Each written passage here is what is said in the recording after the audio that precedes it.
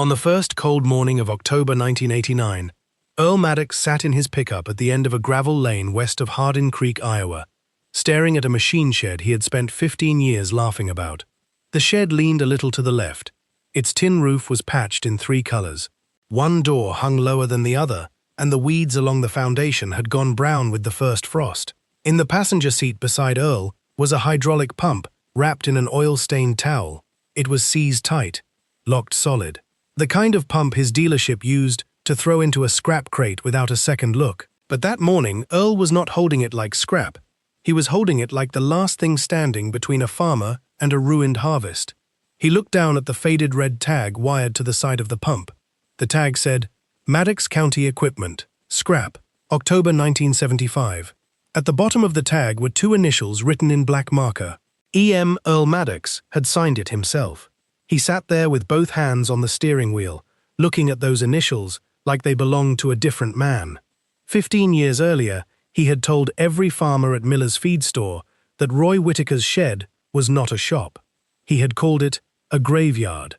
He had said Roy did not farm corn anymore. He farmed junk. The whole room had laughed. Roy had been standing there that day with a roll of gasket paper under one arm. He had heard every word. He had simply paid for the gasket paper and walked out. Now the dealership was gone. The Maddox sign had been taken down. The parts room had been auctioned off in lots. The mechanics had scattered to other towns, and harvest was already late. Rain was coming in 2 days. Earl got out of the truck, lifted the seized pump from the passenger seat, and walked toward the shed door. Before he could knock, the door opened. Roy Whitaker stood inside, wearing the same kind of faded denim coat he had worn for as long as anyone could remember. His hair had gone white. His hands were still dark with grease. His face did not show surprise. He looked at Earl. Then he looked at the pump. Then he looked at the tag. For a few seconds, neither man spoke. Finally, Roy said, "You looking for one pump, Earl, or all the ones you threw away?" Earl's mouth opened, but nothing came out. Roy stepped back into the shed. He did not open the door all the way. Not yet. He only reached toward an old workbench, picked up a red ledger with oil-dark corners, and laid it flat under the yellow light. Earl looked at that ledger, then at the pump in his hands, and for the first time in 15 years, he understood that Roy Whitaker had not been collecting junk. He had been keeping a record. The story started in the fall of 1974, back when Maddox County Equipment was the biggest name in 3 counties. Earl Maddox was 45 then, broad-shouldered, loud-voiced, and proud of the fact that every farmer in Hardin County knew his showroom before they knew his church.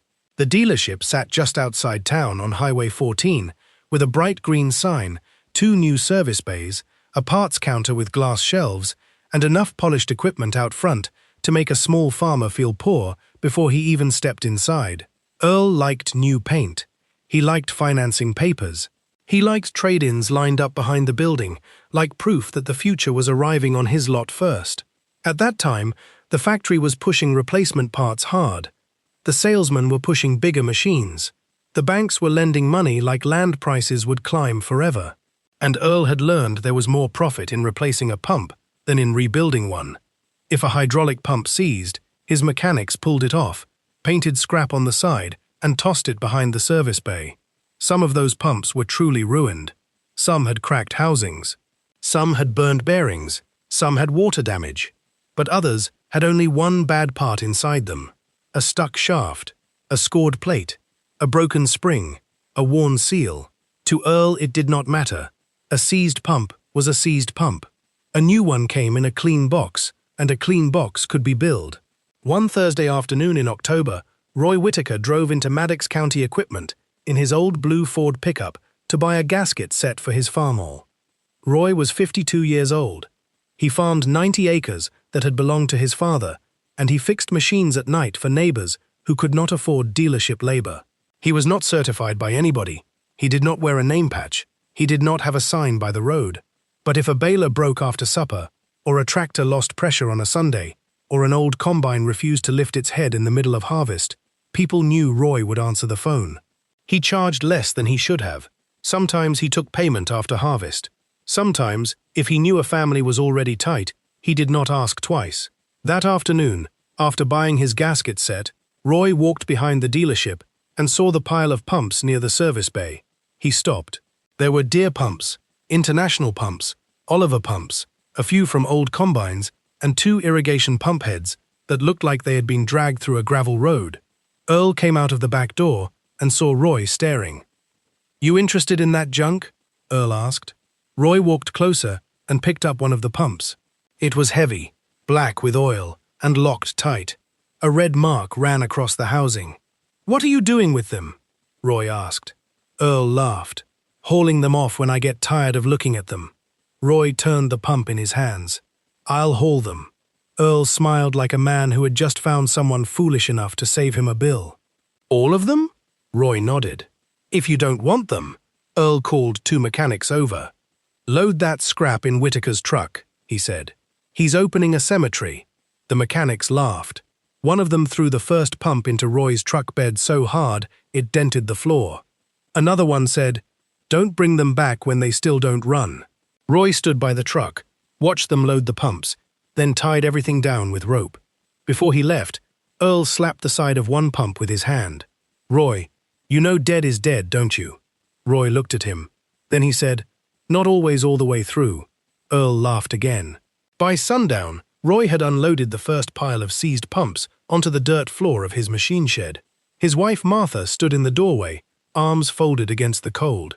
Martha had lived with Roy long enough to understand that he saw value where other men saw inconvenience. But even she looked worried that evening. "Roy," she said, "are those worth anything?" Roy picked up one pump, wiped a patch of grime from the side, and studied the old tag. "Not as a pump," he said. Martha waited. Roy set it on the bench. But a dead pump isn't made of dead pieces. That was the way Roy saw machines. Other men saw working or broken.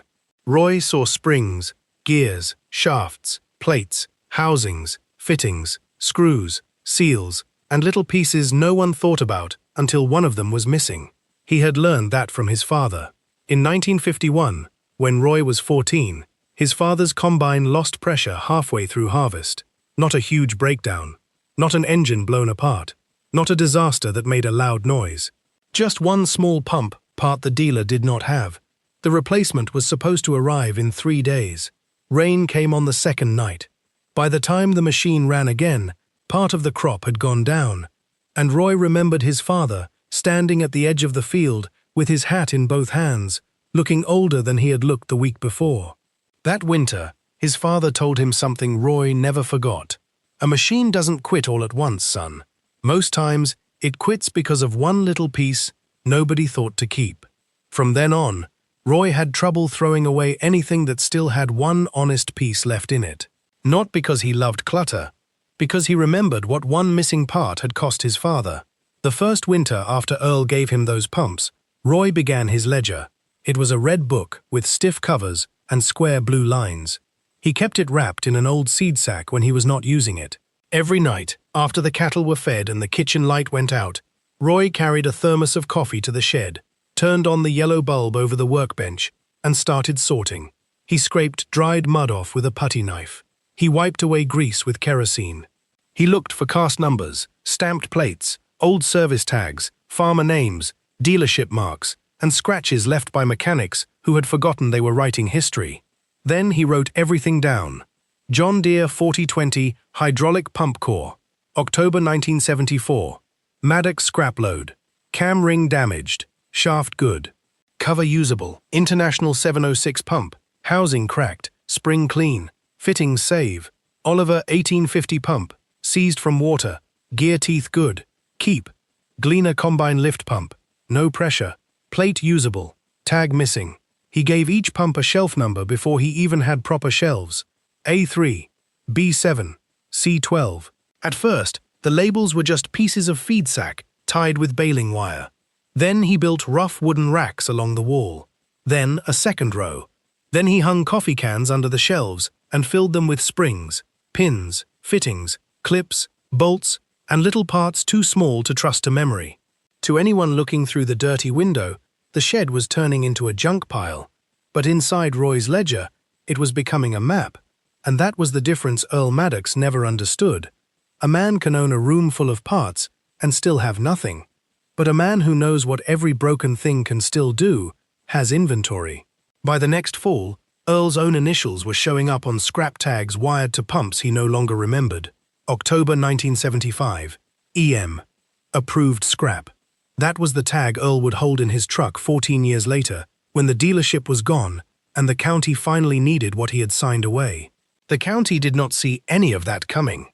By spring of 1975, Earl's mechanics had dumped another load of seized pumps at Roy's place. This time, they did not even stack them.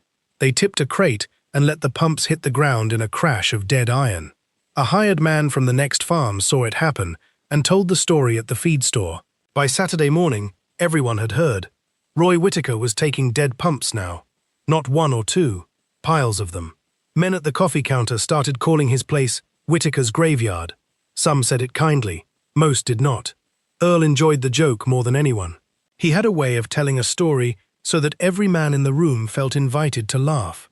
One Saturday, while Roy was standing near the counter with gasket paper under his arm, Earl leaned back in his chair and said, "That man doesn't farm corn anymore, he farms junk." The room burst out laughing. Roy heard it. Everyone knew he heard it. That was part of the joke. One farmer asked, "Roy, you charging admission to that museum yet?" Another said, "I got a dead toaster at home. You want that too?" Roy paid for his gasket paper. The clerk, embarrassed, handed him his change without meeting his eyes. Roy nodded once and walked out. That made the room laugh harder, because to them, silence meant Roy had no answer. They did not understand that his answer was already sitting in rows of tagged iron behind his barn. Through the late 1970s, Maddox County equipment kept growing. Earl added a bigger showroom. He bought radio ads. He hosted pancake breakfasts in the spring and equipment demonstrations in the fall. He liked to stand beside new machines and slap their hoods like they were racehorses. "You can keep fixing yesterday," he told farmers, "or you can start farming tomorrow." It sounded smart. For a while, it looked smart. Land values were rising, banks were lending, farmers were buying bigger tractors, wider planters, newer combines. Men who had farmed with machines already paid for started signing papers on equipment that smelled like fresh paint and debt. Earl stopped stocking parts for machines he considered too old to matter. He told his parts manager, "If a man needs parts for something that old, he needs a salesman more than he needs a mechanic." The old pump cores kept leaving the service bay. Some went to scrap, many went to Roy. Sometimes Earl sent them because it was cheaper than hauling them away. Sometimes he sent them because he enjoyed the joke. "Take these to Whitaker," he would say. "He collects dead things." Roy accepted every load. He never asked Earl why he was giving them away. He already knew.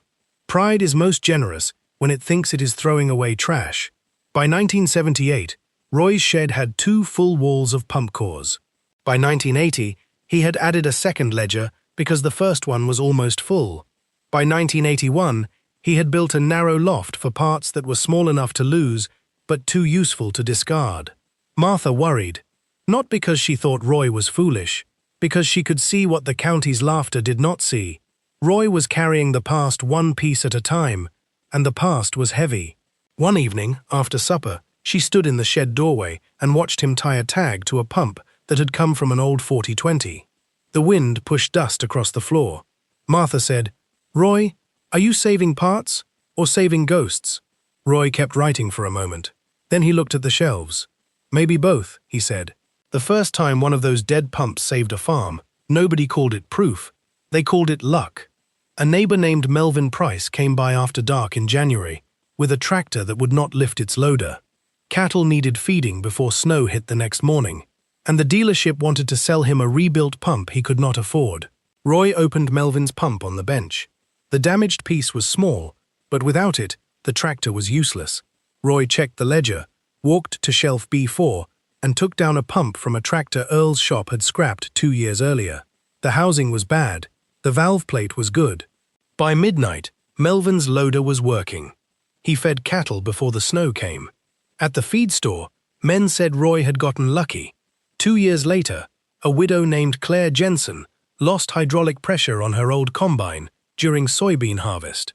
The dealership told her the part was discontinued. Roy found a matching spring in a pump marked scrap and had her running before the rain. People said it was a strange habit finally paying off.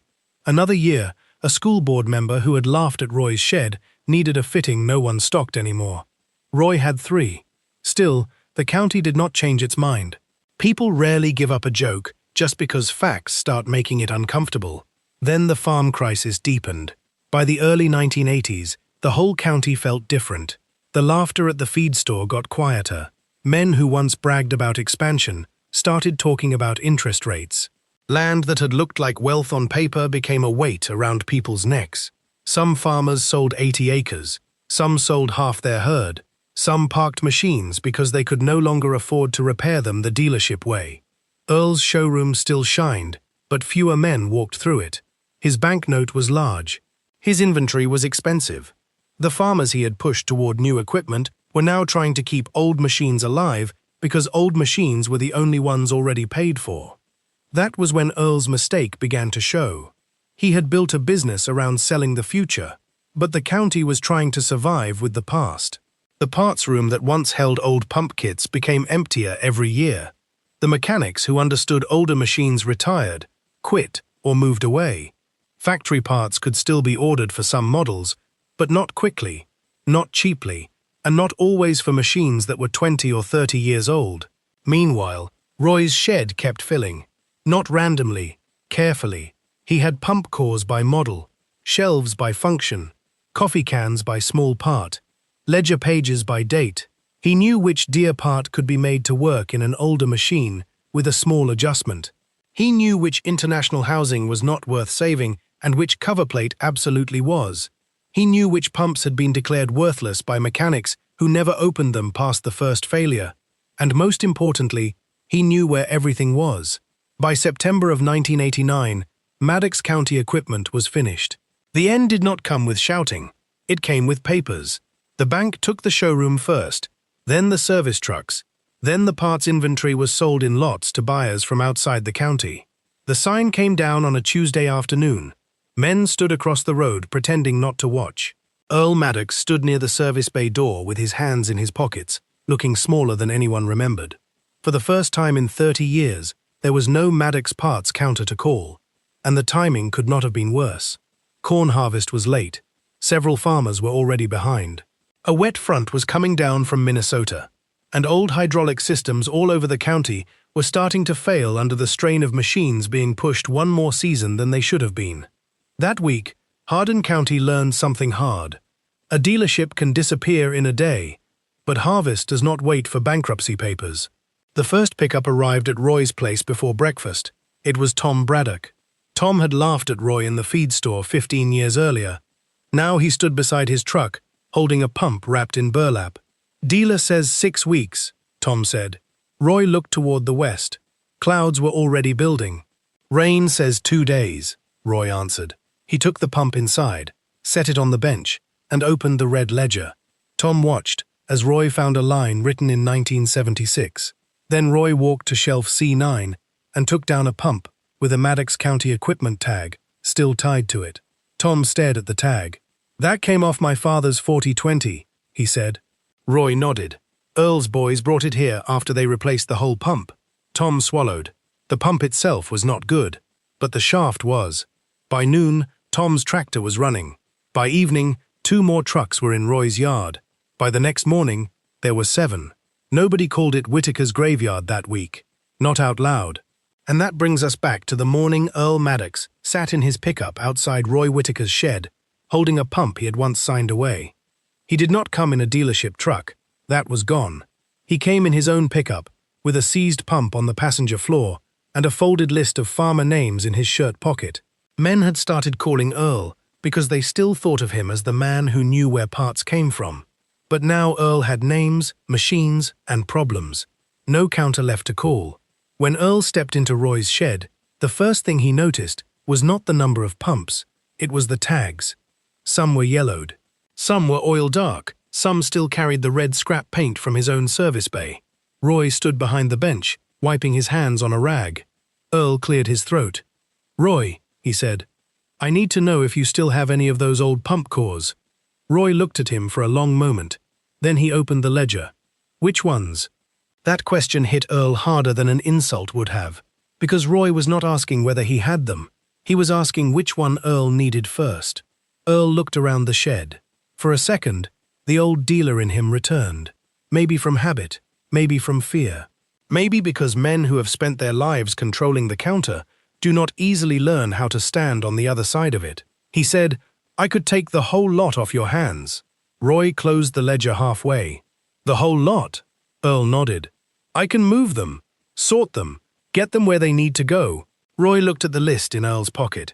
Then he looked past him, toward the trucks waiting outside. "No," Roy said. Earl blinked. "No?" Roy opened the ledger again. "You don't need the whole lot, Earl. You need the first one. Same as every farmer who came before you." Outside, the men in the yard went quiet. Earl's face tightened, but he did not argue. He could not. Not with the rain coming. Not with machines down. Not with the dealership gone. Roy pointed to the pump in Earl's hands. "Who's it for?" Earl unfolded the list. "Harold Jensen." Roy turned a page. "What machine?" 4020. Roy nodded. Read down the page, then walked to shelf A6. He took down a pump covered in dust, still carrying a red Maddox tag from 1975. Earl looked at it. Roy read from the ledger. "Dumped by Maddox County Equipment, October 1975. Marked scrap. Cam ring bad. Shaft good. Cover good." He set the pump on the bench. "That's the one Harold needs." Earl paid for it. Not much. Roy did not overcharge him. That almost made it worse. If Roy had named a cruel price, Earl could have hated him. But Roy named a fair one, wrote a receipt, and moved to the next farmer. The second pump Earl bought back came from shelf D2. It had been dumped in 1978. This one went to a farmer whose combine had stopped north of the creek. The third was not a whole pump at all, just a gear and a cover plate Roy had saved from a cracked housing. That one went into a tractor hauling wagons before the rain. The fourth came out of a coffee can labeled IH Springs. It saved a machine the dealership had once told its owner was too old to keep fixing. By the fourth trip, Earl stopped asking whether Roy had the part. He only asked whose name came next. The fifth pump made him stop. It had an old service tag still tied to the side. Earl picked it up and turned it over. The handwriting at the bottom was his own. EM, approved scrap, June 1977. Earl stood there holding that pump while 3 farmers watched from the doorway. By then, he no longer looked at the shelves like inventory. He looked at them like a room full of decisions he wished he could take back. Roy saw him looking at the initials. He did not smile. He did not say, "I told you so." He only reached for the ledger and read the line. Came off Braddock's 4020. Dealer recommended full replacement. Original shaft still good. Tom Braddock, standing near the door, lowered his eyes. Earl set the pump down slowly. "I thought I was throwing away scrap," he said. Roy rested both hands on the workbench. "No," he said. "You were throwing away somebody's harvest." No one in the shed spoke after that. The words did not need to be loud. They had 15 years behind them. By the end of that week, Earl had come back 4 times. Each time, he stood a little quieter. Each time, another pump Earl had once considered worthless left the shed and went back into the county as something useful. One went into a tractor west of town that had to finish hauling wagons. One gave a combine north of the creek enough pressure to finish soybeans before rain. One kept an irrigation unit running long enough to save a late field. One saved a farmer from losing 3 days he did not have. The story moved from farm to farm faster than any advertisement Earl had ever paid for. At the grain elevator, men stopped joking about Roy's shed. At the co-op counter, someone said, "I guess Whitaker knew what he was doing." No one answered right away, because the men in that room remembered laughing. They remembered the jokes. They remembered Earl saying Roy farmed junk. And now, out beyond town, the harvest was still moving because of the junk Roy had kept. That was the part that stayed with people. Roy had not won an argument. He had simply kept the pieces. And when the county needed them, the pieces were there. The rain came hard the next Monday. It beat against machine sheds and kitchen windows and the tin roof over Roy's pump shelves. But more than 20 machines that should have been sitting dead had finished enough work to matter. That is how reputations change in a farming county. Not all at once. Not because people admit they were wrong, but because they stop repeating the old joke. A week after the worst of harvest ended, Earl came back to Roy's place alone. He did not bring a pump. He did not bring a list. He brought an old cardboard box filled with service tags, parts notes, and pump records he had found while cleaning out what remained of the dealership office. "I thought maybe these belonged here," Earl said. Roy looked into the box. Some of the tags matched pumps already in the shed. Some belonged to pumps Roy had never been able to identify. For the first time in the whole story, Earl did not sound like a dealer. He sounded like a man who had finally understood the cost of his own pride. "I used to think keeping old parts meant you were afraid of the future," Earl said. Roy closed the box. "No," he said. "Sometimes it means you remember who still has to make it through the present." Earl nodded. He did not ask for forgiveness. Roy did not give a speech. But the next Saturday, something happened at Miller's feed store that people talked about for years. It was almost the same room where the old joke had started. Same coffee pot, same counter, same bell over the door. Roy walked in with a roll of gasket paper under one arm, just like he had 15 years earlier. Only this time, the room went quiet before anyone said a word. Earl was already there. He was standing near the counter with one of the old red tags in his hand. The tag was bent, stained, and tied to a short piece of baling wire. Men looked at Earl, then at Roy, then back at Earl.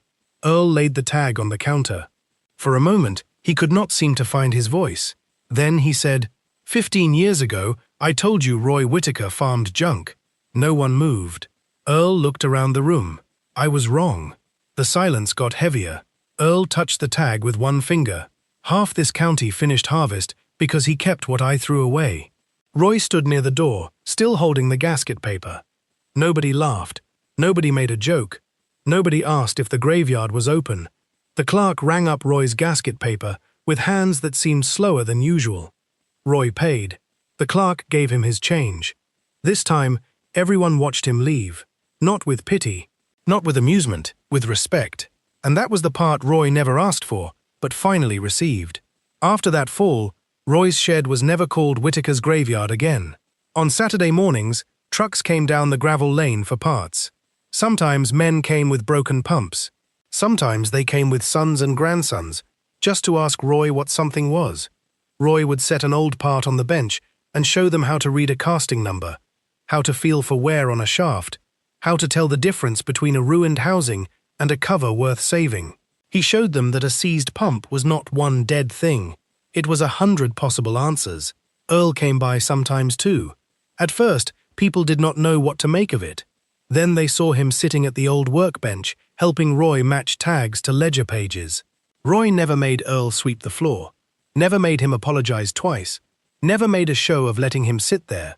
That would have been revenge. Roy was not interested in revenge. He was interested in keeping machines running. That was the difference between pride and purpose. Roy never got rich from those pumps. That would have made a different kind of story. He sold some parts. He traded some. He gave a few away when he knew a farmer had no money until harvest. But he always wrote everything down, one line at a time, one part at a time, one farmer at a time. Years later, after Roy was gone, people still told the story whenever someone laughed at a rusty machine, or called an old shed a junk pile, or said something was worthless just because it no longer looked new. They would point west of Hardin Creek and say that Roy Whitaker kept seized pumps for 15 years, while the county laughed. They would say the dealer folded, the shelves went empty, the harvest came due, and the man mocked for saving junk became the reason half the county kept moving. But the old men who remembered the story best always added one more thing. They said Roy did not prove them wrong by talking louder. He proved them wrong by being useful when pride had run out of answers, because in Hardin County, they learned that year that junk is not what a thing becomes when it gets old. Junk is what proud men call it when they are too blind to see who might need it someday.